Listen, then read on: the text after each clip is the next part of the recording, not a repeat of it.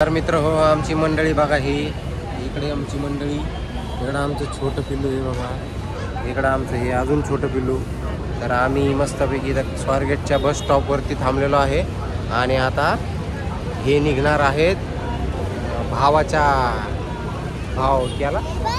भाऊ बीजी भाऊ रक्षाबंधन ना. तर बघितलं मस्तपैकी स्वारगेटच्या बस स्टॉपवरती एवढी गर्दी होती. जवळपास आम्हाला सव्वा तास नाही, 1.5 तासानंतर गाडी भेटली आणि मी दुसरी गाडी बघायला गेलो. तोपर्यंत हे एका गाडीत बसले आणि नंतर फोन करून विचारतो तर कुठं गेले, म्हणजे बसले कुठल्या तरी एका गाडीत. नंतर दोघींना जागा भेटली बसायला, बाकी एक जण तो उभा राहिलं. आता प्रवास अजूनपर्यंत झाला आहे की नाही माहीत नाही, पण आता पोचले असते ना असं मला वाटतं. कारण की जवळपास किती वाजता निघाले, 2:30च्या आसपास ते तिथून निघाले आणि मग आता पनवेलला जायला भरपूर वेळ नाही लागत. 4 तास हार्डली, जास्तीत जास्त 4 तास पोचते. तर भाऊबीज आहे ना, काय म्हणतात, रक्षाबंधन आहे ना उद्या. तर रक्षाबंधनचा कार्यक्रम सेलिब्रेट करायला हे सगळेच गेलेले. चिव तर बरेच दिवसापूर्वी गेलेली मामाची, तर पहिल्यांदा आता कळत असताना जाईन ती, आणि माऊ तर पहिल्यांदा जाईन. बऱ्याच दिवसानंतर माऊसुद्धा चाललेली. तर मग चिव तर एक्सायटेड होती. तिला म्हणलं जाऊ का गं, नको जाऊ ना तू मामाची इथं. ते म्हणती मी जाते तिथे 1 दिवस राहते आणि परत माघारी येते, तू नको नाराज हो मला म्हणती.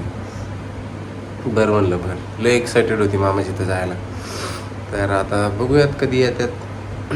आज तर मी आल्या डायरेक्टली झोपलो, कारण की माझी नाईट करून आलो तर मी जागा होतो पूर्णपणे आणि डोकं पण दुखायला लागलो. तर आलो, जेवलो आणि डायरेक्टली झोपल्यानंतर आत्ता उठले म्हणलं जरा व्हिडिओ शूट करूयात. तर बघूयात आता ते कधी येतात. उद्या तर नाही येणार, परवा दिवशी येते बहुतेक. घरामध्ये कोणीच नाही, फक्त मी एकटाच आहे. सगळा अंधार. बसलो आहे मी इकडं, झोपेतून उठलो आता बाहेर कुठं जायची पण इच्छा नाही, फक्त झोपायची. आता परत आई भाऊ येतील, आई वडील आले की मग परत जेवण वगैरे करायचं आणि परत झोपणार. परत ते माझं लोनचं डिस्प्यूट करायचं राहिले, ते जरा प्रॉपर डिस्प्यूट करायचा विचार झाला. तर थोडा वेळा ते करतो आणि परत पडी मारणार आहे जेवण करून. कारण की बाहेर कुठं जायची बिलकुल पण इच्छा नाही. थोडीशी सर्दी आहे अजून, बघूयात. चला मित्रांनो, बघूयात मला किती करमते हे गेल्यानंतर. कारण की आमची तर रोज किरकिर कारकर काय ना काय चालू असतं घरात. पण असं वाटतं सगळं घरातनं कोणी गेल्यानंतर असं घरात कोणीच नसतं ना, तर मग त्या टायमिंगला असं वाटतं की यार घरात कोणतरी पाहिजे. पण आता सध्या कोणीच नाही, तर मी एकटाच आहे घरात. तर बघूयात. चला मित्रांनो, भेटूयात नंतर.